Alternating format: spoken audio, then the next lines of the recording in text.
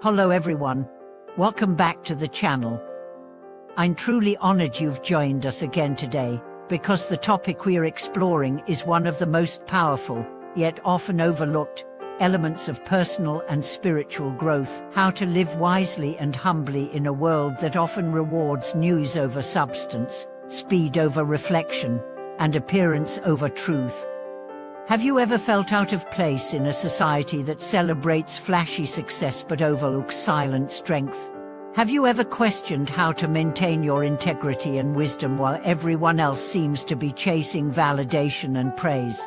Have you ever wondered if it's even possible to stay true to yourself in a world that constantly pushes you to perform or to prove or to promote? These are not just personal reflections, they're deeply human questions, and today, we will turn to timeless wisdom to answer them. We'll explore how humility and quiet wisdom can become not weaknesses, but the very foundation of a fulfilling and empowered life. In the world today, visibility often equals value. Social media tells us that if we are not seen, we don't matter. Workplaces reward the loudest voices, not always the most thoughtful ones. Cultural norms encourage us to shout our victories and hide our doubts, but real wisdom doesn't shout, it listens. Real strength doesn't dominate, it anchors. Real authenticity doesn't perform, it simply is. Let's begin by understanding the concept of humility, not as self-deprecation, but as grounded awareness. True humility is not about thinking less of yourself, it's about thinking of yourself less. It's about being rooted, centered, and aware of your place in the vast web of life. In Buddhist teachings, humility is a natural result of wisdom. When you deeply understand the nature of impermanence, of interdependence, of the non-self, you stop clinging to ego-based identities. You realize that no success is truly yours alone, that no failure defines your worth, that everything is borrowed, fleeting, interconnected. There's a beautiful story about a wise monk who lived simply in a remote mountain hut. People from all over traveled to seek his guidance, but he never claimed to be a teacher. When asked how he remained so peaceful, he replied, "Because I never try to be more than what I am. The wind does not try to shine. The moon does not try to grow fruit. I just do what is mine to do, and I do it with presence." That's the heart of humility, to know yourself so deeply that you no longer need to prove anything. Wisdom, in this context, is not a collection of knowledge, it's a way of being. A wise person doesn't speak to be heard, they speak to connect. They don't offer advice to feel superior, they offer it as an act of service. They don't need to dominate a room, they fill it with presence.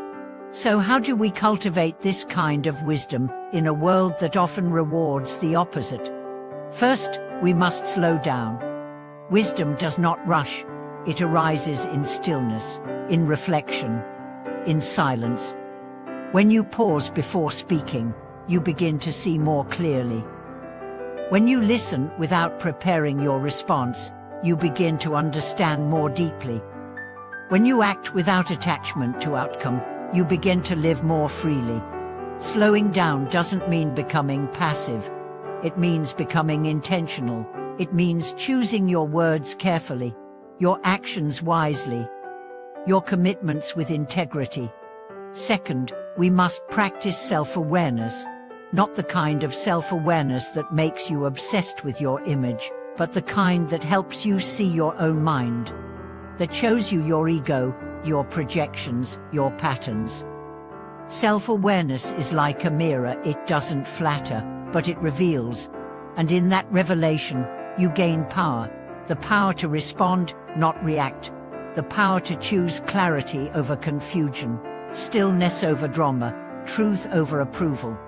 Let me share a story of a man who had climbed high in the corporate world. He was respected, wealthy, and powerful.